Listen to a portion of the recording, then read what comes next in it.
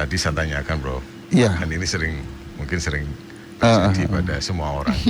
Habis wudhu, kan ini sama istri, Oh iya, dan iya, iya. senggol-senggolan. Ada juga paham kan, ada yang mengatakan itu batal. Kemudian begitu wudhu mau tidur ternyata Kentut.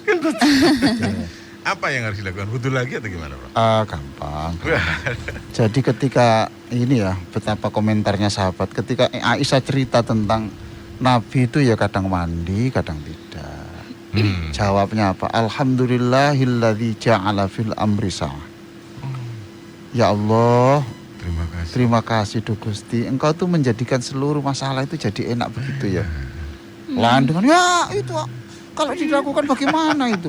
Orang Islam kok begitu? Loh, orang sama enggak gitu. Nabi itu. Alhamdulillahilladzi ja'ala fil amri sa'ah. Alhamdulillah ya Allah, Engkau menjadikan agama itu kok enak begini ya. Tidak harus dipaksakan, tapi ditunjukkan. Kalau kamu mau makan ini gulai ini, kalau pakai kerupuk monggo sini. Tuh. Oke. Kalau mau tambah sate monggo sana. Tuh. Kalau enggak juga enggak apa-apa. Disuma enggak gitu? Enggak apa-apa tuh. Saya enggak mau dagingnya, saya enggak mau kuahnya, dagingnya saja. Ya monggo. Atau dibalik, saya kalau dagingnya enggak suka, kuahnya saja. Ya monggo. Nasi jagung apa ya. Cuma ini kalau pakai ini itu ini. Ya sudah, monggo. Sudah. Alhamdulillahilladzi ja'ala fil amri sa'ah. Alhamdulillah. Baik. Jadi sekarang bagaimana itu dengan istri, kemudian setelah wudhu kemudian istrinya nyenggol atau semar wudhu jumok-jumok gitu. Mau wudhu. Nah, masa begitu? Itu kan akhirnya menyalahi hukum ini. Lawangnya istri menyentuh suami itu kan ibadah. Nah itu dia. Lah iya toh. Di buku saya itu Mas Hilmi ya, di buku saya. Ya, di buku putih, buku pasangan berbintang. Oh iya, pasangan. Nanti tolong Mbak Hervina cari itu di halaman berapa. Nanti aja, jangan di sini. Sebaiknya suami itu sebelum tidur kan mencium dulu. Mencium istri. Iya, mencium keningnya. Iya. Saya cinta kamu. Oh, Aisyah. Loh iya toh. Ada di buku itu. Mas Hilmi mungkin belum pernah ini. Kelihatannya kok. Berapa kali? Belum. Tidak selalu. Alhamdulillah, tapi lumayan. Tidak apa-apa, tidak harus kok. Ilvina suaminya sudah begitu. Alhamdulillah ya Prof. Setiap malam. Banyak iyanya kayaknya. Ya maklum kemanten anyar. Beda loh. Iya. Iki peyok kaya ini setrumnya beda bro. Iya, tapi itu betul jadi itu ya. Ya, cium dulu. Itu ibadah. Masya Allah. Masa gara-gara wudhu? Maaf ya. Coba kayak bantal gede. Ini wilayahmu, ini wilayah saya. Lah bagaimana begitu? Ya kita sederhana. Pada saat itu kita menggunakan madhab yang memperbolehkan aja. Begitu sederhana toh Mas. Satu. Yang kedua ya sudah itu bagian dari ibadah. Sekarang yang menyangkut yang kentut tadi ya. Jadi ternyata ada 9 penyakitnya lansia. B9. Sampai enggak usah Pak. Ini lansia. B9. Dan ternyata lansia itu umur 60 ke atas Mas. Sampean berapa? Belum bro. Lah iya berarti belum lansia sampean. Belum. B1 itu botak. Botak. Hampir-hampir ini Pak. Nah ini botak. Saya sudah botak belum? Belum Prof. Oh berarti saya belum lansia. Satu sisi. Iyalah. Botak ya. Yang kedua itu bingung. Bingungan gitu loh Mas. Linglung ya Prof. Ya Bu, ya enggak sampai gendeng ya. Tapi ya mungkin yang sering lupa ya. Itu loh. Saya saja kadang-kadang itu bilang sama istri saya, iya. Sopo yo sing kapan ketemu itu ya gitu. Lupa. Tapi kalau menghitung uang enggak pernah bingung. Nah itulah hebat saya itu di situ. Masya Allah. Iya, enggak bisa dihapusi. Yang ketiga itu belereng. Belereng itu artinya itu tidak jelas pandangan. Penglihatannya Kadang terganggu. plus, kadang min toh Mas Hilmi ya. Enggak jelas. Kata Mas Hilmi, Blereng nek ndelok tulisan. Dan delok wong aja sih. Ya sing ngene iki Mas Hilmi yang sebelum wudu itu sebelum tidur wudu itu ya sing ngene iki Mas Hilmi itu ya. Yang keempat itu bogang. Wah, bogang. Bogang. Ya. You know bogang? Iya, giginya merotol. Iya, Giginya giginya merah. kurang. Ya. Bogang. Seperti saya ini gigi saya sudah beberapa yang dicabut dan sudah rontok. Kemudian yang kelima itu bawel. Ngerti bawel? Bawel, cerewet itu. Cerewet. Iya. Hmm, Prof, bogang itu kan tidak semuanya. Satu itu kan bukan kategori, Prof. Iya, ya. Tanda-tanda. Iya. Oh ya bagian berarti lansianya belum terlalu. Iya. Ini pada umumnya loh ya, Iya, pada bukan umum. seluruhnya. pada umumnya. Oh iya, ada orang yang sampai meninggal tuh giginya lebih bagus dari orang yang umur 20-an kok. Betul. Nggih. Betul. Nah, sekarang apa yang nggak ngerusak wong setelah makan bakso minumnya es. Ya, coba rusak bawel. Yang kelima itu buyuten. Buyuten Yang itu kelima bawel. Gemeter. tadi. yang keempat bawel. Kelima, Prof. Kelima buyuten. Bogang tadi kemudian bawel. Bogang terus Keenam, bawel, buyuten. kemudian keenam itu Yang keenam buyuten. buyutan. Belum kelima toh? Sekarang keenam Prof. Jadi Buyutan. botak, kemudian Bingung. bingung, blereng, Mm-mm. Bogang. Bogang, bogang, bawel, kemudian buyuten. Kelima tuh buyuten. Nah, itu buyuten itu tangannya gini loh Mas. Tangannya gemeter. Itu. Bukan Oh. Parkinson, Bro ya. Itu buyutan ya Prof? Iya. Jadi kalau ada orang sholat, kemudian gini-gini, itu bukan takut Allah. Enggak mesti takut Allah. Enggak, mesti. jangan salah paham. Iya, nggih. Jangan takut Allah. Ya, enggak mesti takut Allah. Tapi karena memang ya Buyuten. tangannya begitu itu. Karena sepuh, Bro. Yang keenam itu bungkuk. Pokok. Nah, P semua ini. bungkuk. Makanya di dalam training sholat itu tolong kalau duduk di antara dua sujud atau Tegak. waktu tasyahud jangan sekali-kali agak melengkung. Harus tegak. Tegak ya Bro. Harus tegak. Ya. Dan ini penyakitnya banyak orang itu Betul. agak melengkung kebanyakan. Nah, saya lama begitu tapi saya sekarang sedang berjuang untuk itu. Saya usahakan betul itu pokoknya harus Betul. tegak gini ya. Dada itu kebuka gitu Mas. Iya. Ya gini loh Mas. Ya, jadi kelihatan gagah. Melungker gini suwe-suwe lah. Kalau ini kalau ya setahun 2 tahun kalau sampai 30 tahun kan tambah nekuk gini toh. Iya, nggih. Iya, Prof. Kemudian ke-8 beser. Nah, ini biasa seperti yang saya Beser katakan itu tadi ya. berkali-kali kencing. Ya gitu. Beser. Nah, yang ke-9 berat brut. Berkurang. Berat brut. Oh, betul. kentut. Berat brut. Berat. Ah. brut. Berat brut. Ada yang berat. Nah, itu. Nah, ini penyakitnya. Ini Penyakit saya manusia. jelaskan gara-gara semalam saya bertemu dengan orang tua. Dia cerita, ya tanya ini. Saya itu ingin sebetulnya itu, tapi kok Istiqomah. gimana? Saya sedih saya itu. Baru keluar dari kamar mandi tuh. Berat. Baru buka pintu. Suara pintu dengan suara kentutnya itu bersaing gitu loh Mas Ibnu. Akhirnya saya wudhu lagi, tapi kok berkali-kali. Akhirnya saya tahan sampai di tempat tidur. Saya di atas kasur itu Sudah. geser didik sudah. Kentut Lagi. lagi. Nah, itu semalam itu begitu. Lalu saya setelah subuh tadi itu lama saya mencari hadis. Ini kasusnya ini gimana? Ternyata ini sama dengan orang istihadah. Istihadah. Penyakit loh ya. Loh bukan, istihadah itu gini. Loh, Orang istihadah itu walaupun dalam sholat itu ngeluarkan darah, Oh, nggih. maka Tetap. sholatlah diteruskan, jangan dibatalkan. Nggih. Paham toh? Oh, Ya. Jadi analoginya Ya, pada berarti darah sehat. dalam keadaan seperti itu dia masih berstatus sebagai wudhu belum batal. Karena yang membuat onderdil itu agak aus, ya toh? nggih. Yang membuat lubang belakang kita itu agak Kendor. kendor itu kan ya Gusti Allah. Masa karena yang ngendorkan Gusti Allah kayak menuntut seperti ketika masih rapat. Itu Mas Ilmi? Oke. Nah itu. Berarti ini juga bisa berlaku bagi orang yang sedang kembung misalnya loh. Kembung, oh gitu ya. Kembung sering kali keluar angin kalau. Oh gitu. Angin. Iya iya. Nah, Aduh, ini dos. Nah, kalau itu berarti gini Mas Ilmi, caranya adalah dia harus melihat makanan apa yang menyebabkan itu Oh iya. sebelum sembahyang. Satu, yang kedua kalau memang betul-betul ya enggak apa-apa. Lah kalau orang beser sama dengan istihadah. Istihad. Perempuan yang sudah lewat dari masa haidnya kok masih keluar, walaupun pada saat sholat itu mengeluarkan cairan itu, maka tetap tidak batal.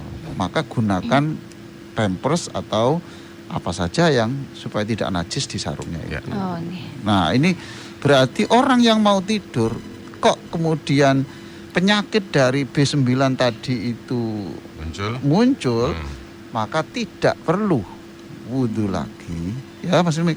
Maka dia berstatus sebagai orang yang masih punya wudhu. Ruhnya masih punya hak untuk bisa bersilaturahim dengan para sahabat Rasulullah. Ya toh? Bisa dikatakan ini hakikatnya orang bersuci, punya wudhu saja atau gimana, Prof? Sehingga kemudian ya sudah, kalau tersentuh istri kemudian kentut atau bisa saja terus Iya, dalam terus saja kondisi lah. lindungan Pokoknya malaikat. alhamdulillahilladzi ja'ala fil amri sah. Terima kasih ya Allah. Alhamdulillah bahwa Engkau menjadikan agama ini Udah. begitu lapang, begitu enak gitu ya. Jadi tidak terbebani dan seterusnya. Ya. Tapi ini dalam kondisi untuk momen waktu tidur ya Prof. Tapi untuk sholat berbeda lagi nih. Loh, Atau sama. Orang ngentutan ya. nggih. Orang ngentutan pada saat sholat. Ya enggak apa-apa, lanjutkan saja. Oh, saya ini pernah kok, saya sholat itu di sebelahnya orang yang waktu rokok ngentut Mas. Oh, aku mengenai dok. Matur nuwun umpamane aku nak mburi ini. Aku kena tembakan dari depan, kan saya botak saya ini. Di samping. Bisa botak saya ini. Allah. Gitu. Waktu duduk di antara dua suit lagi, bersuara lagi. Peret lagi. Iya. Disebut lah, Prof. Iya, sudah Allah. sebut. Ini hanya khusus yang lansia ya Prof. Nah, Fendi. itu, nah, Ya kategori tidak hanya sehat lansia, tadi barangkali ya. supaya ada yang punya penyakit pokoknya. Oh gitu, nggih. Nah itu boleh, diteruskan saja. Jadi kalau beser juga begitu ini. Jadi sudahlah, agama itu Mudah. ada solusinya. Baca solusi. Nggih. Ada solusinya. Saya lupa ya sujud sahwi. Oh, bingung. Nah itu ya. Itulah yang bisa saya sampaikan pada kajian tentang tidur berselimut malaikat. Masya Allah ini. Tapi sebelum Singkat itu tapi saya sangat berkesan, sebelum Prof. itu saya akan menyampaikan ini Mas Ilmi. Nggih. Ini sebagai penutup sebelum ada dialog ini. Saya nanti waktu doanya agak panjang Mas Ilmi. Oh, iya. Nggih. Apa yang mau di Ini loh Mas tentang Ilmi. apa? Tetaplah rendah hati. Tetaplah rendah hati. Sama tulis Mbak. Nggih. Itu jolali kan dihafalno, aku mulai nanti diingat ya. Nggih, Tetaplah rendah hati meskipun engkau bisa menghidupkan orang mati. meskipun engkau bisa menghidupkan. Ya, ngerti Tetaplah tak Mas Ilmi? rendah hati, jangan sombong. Kan Roh? Iya betul. Masih sampai dulu hebat. Wah, iso wong mati sampai cekel tangane iso tangi kok. Walaupun begitu itu rendah hati lah. Nggih. Tetaplah rendah hati meskipun engkau bisa menghidupkan orang mati. Nggih, nggih. Paham? Nggih, Ya. Prof. Yang kedua, tetaplah percaya diri meskipun orang memandangmu dengan mata kiri. Tetaplah percaya diri Sekalipun Iya. orang memandangmu dengan mata kiri. sekalipun orang memandangmu dengan mata Sopo? kiri. Ali tuh. Hah?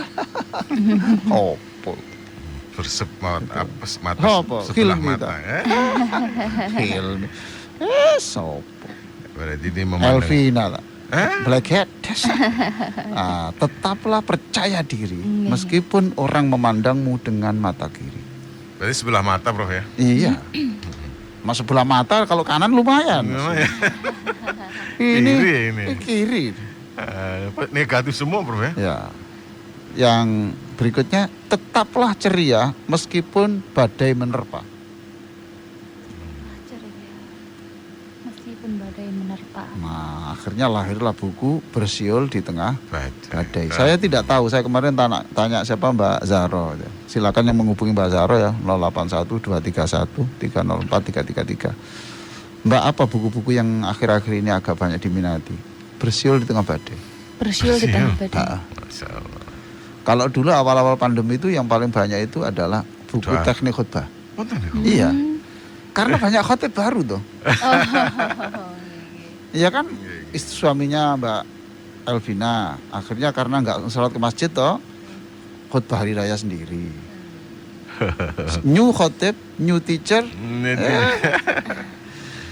Terakhir, tetaplah manis meskipun di dalam keadaan yang pahit.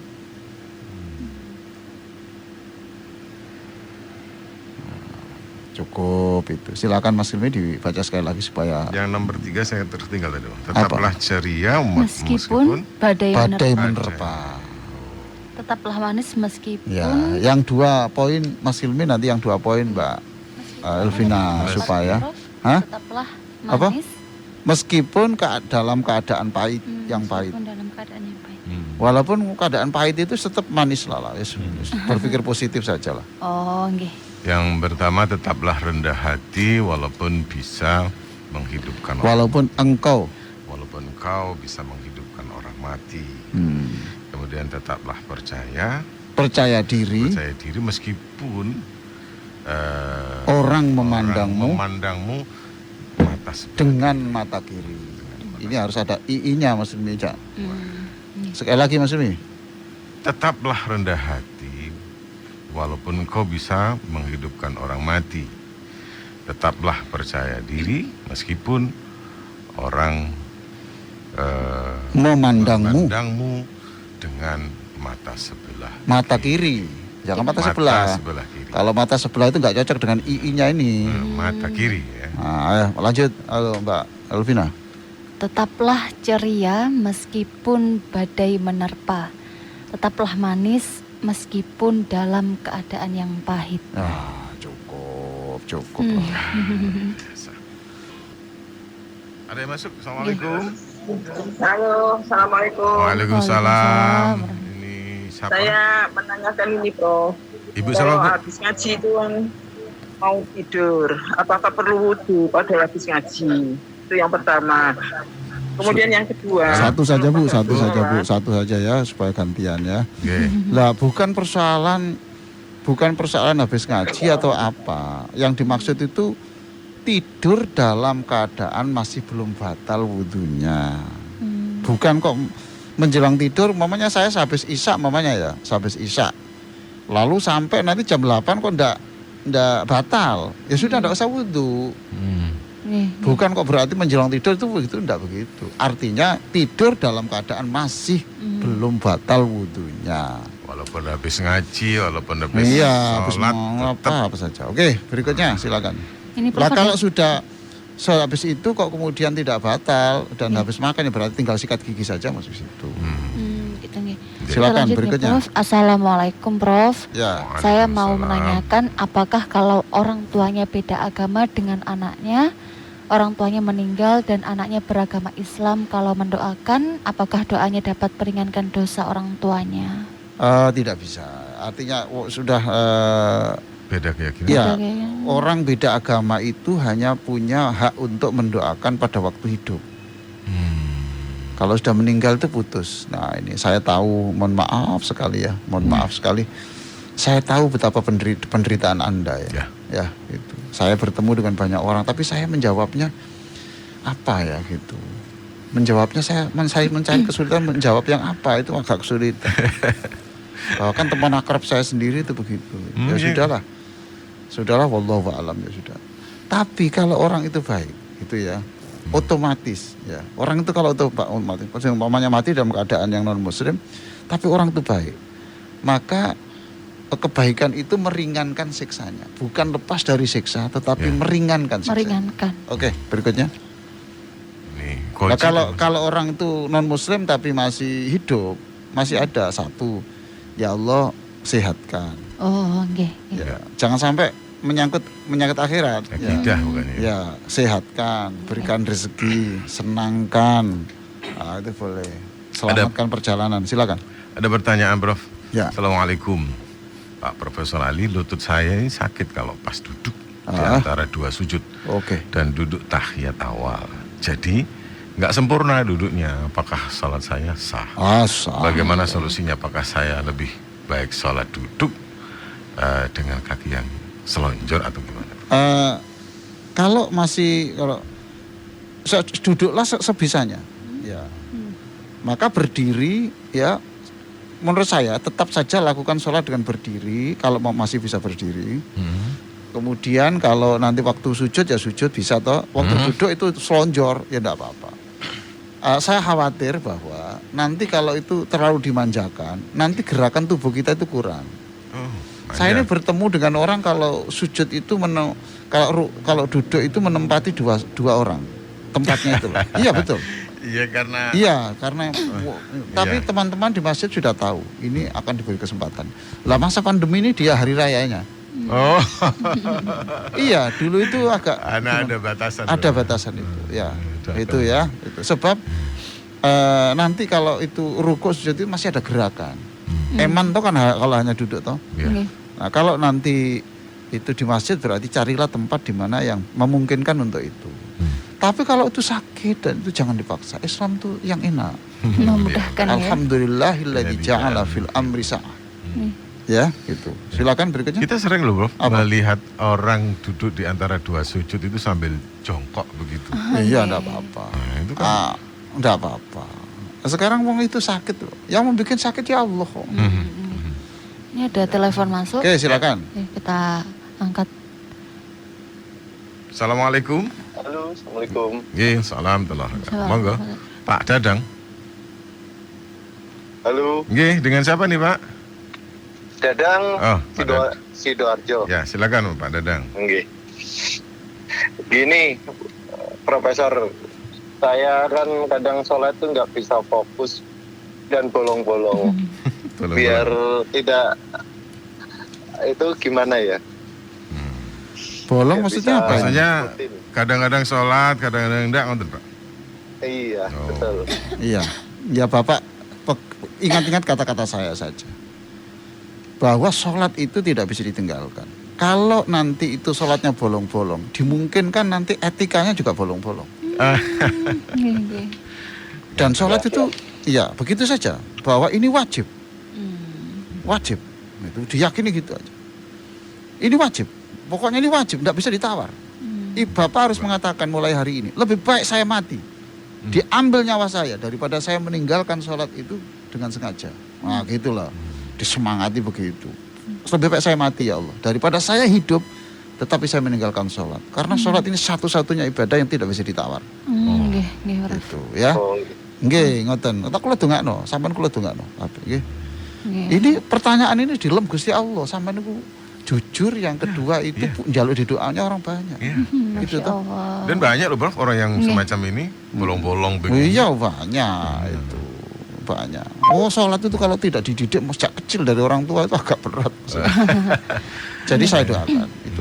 Pokoknya yakini bahwa kalau saya meninggalkan sholat dalam keadaan yang saya bisa, itu nanti dosanya itu besar. Itu loh. Dan kalau sholat itu sampai bolong, ada kemungkinan nanti rezekinya ya bolong dari yang halal, itu benar. Karena sholat itu menjadi ukuran besok pada hari kiamat itu yang ditanya pertama kali adalah itu. Kalau sholatnya bagus, kata Allah, penghitungannya nggak berat-berat. Sholatnya bagus-bagus, berarti yang lain bagus. Masya Allah. Oh gitu. Kalau sholatnya nggak bagus, cek lagi yang teliti. Wah. Ya Allah. Itu jadi penjelasan saya ini menyemangati itu. Dan nafsu itu kalau tidak dilawan, ya sekali kita meninggalkan dan kita aman, nggak sakit ya nggak apa, itu ada kecenderungan meninggalkan lagi. Ya Allah. Ya, itu aja Pak, kita doakan. Yang bolong-bolong, subhanallah, ya Allah, hanya Engkau yang bisa memberi kekuatan ekstra kepada dulur-dulur saya ini. Baik, ada lagi? Jadi yang soal masih belum fokus, masih Belanda untuk yang ditekan fokus itu maksudnya adalah itu tadi masih bolong tadi loh. Oh gitu. Bukan ya? Kehusukannya. Bukan kehusukannya. Nah, wong yang masih bolong kok khusuk gimana?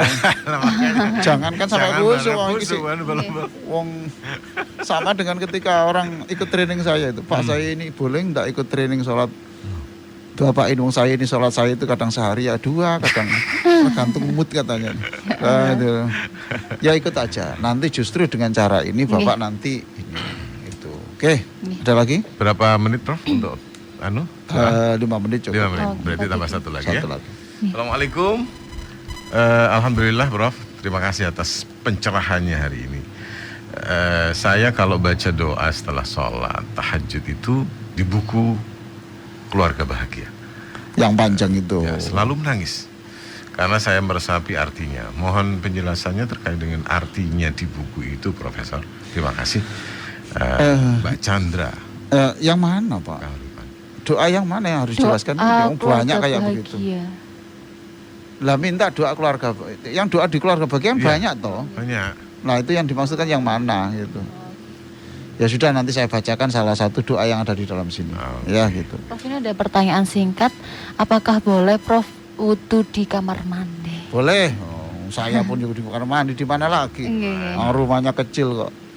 Aduh, enggak apa-apa. Ya. Assalamualaikum Mas Helmi. Yang enggak boleh itu di WC. Oh. Nah, kalau campur Prof? Prof, Hah? di WC-nya di kamar mandi. Lo kan namanya kamar mandi. Lah WC kan aksesoris. Oh. Oke. Iya toh? Ya, walaupun di dalam Yang enggak boleh itu khusus WC. khusus WC. Lah kalau enggak berarti seumur hidup wudu enggak pakai doa. Mandi enggak pakai doa. Makanya saya tulis di kamar mandi saya itu, saya niati, ini kamar mandi nak ini. Loh kan ada WC-nya. Sebutin kamar mandi. KM1, KM2, kamar mandi 1, KM2. Bukan WC1, WC2. Kalau kamu namanya WC, makanya enggak boleh Anda doa. Oh. Paham toh? Loh kan itu ada WC-nya. WC-nya Pak. Wah kan itu kelengkapan.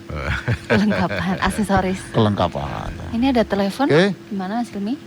Waktunya mepet sekali. Ini Oke. kita baca aja satu. Satu Boleh. pertanyaan. Assalamualaikum Mas Helmi, Mbak Elvina. Profesor, dalam sholat jamaah imam salah.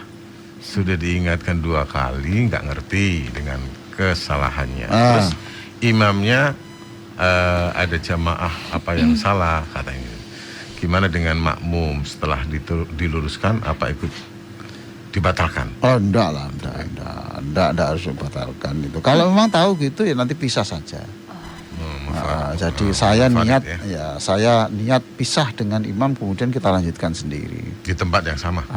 Ya jadi ya masa imam enggak boleh salah toh Mas, masa enggak boleh lupa ya gitu. Jangan idealis lah. Masa begitu. Nabi saja pernah lupa loh. Nabi itu pernah jadi imam salat subuh, menjelang takbir Nabi mengatakan, tunggu dulu. Kenapa Nabi? Saya belum mandi besar. Masya Allah. Dalam keadaan sholat? Ya enggak, sebelum mau Nabi. Mau sholat nih. Saya pun sering, apalagi profesor biasanya kan tandanya banyak lupa. Kebanyakan yang Iya. dipikir. Tadi pagi aja saya lupa, ada kuno tuh. Kemudian loh, kenapa istri saya kok sujud sahwi itu? Samen lali Mas. Sudah nggak kunut. Iya. Ya berarti ya mulai tua. Tapi belum B9. Belum B9. Amin. Ya, saya kira begitu ya. Ya, barakallah Prof untuk ilmunya. Ya, sama-sama. Sampai ketemu Jumat depan, Prof. Alhamdulillah. Mudah-mudahan masih hidup. Amin. Kita akhiri. Assalamualaikum warahmatullahi wabarakatuh. Waalaikumsalam warahmatullahi wabarakatuh.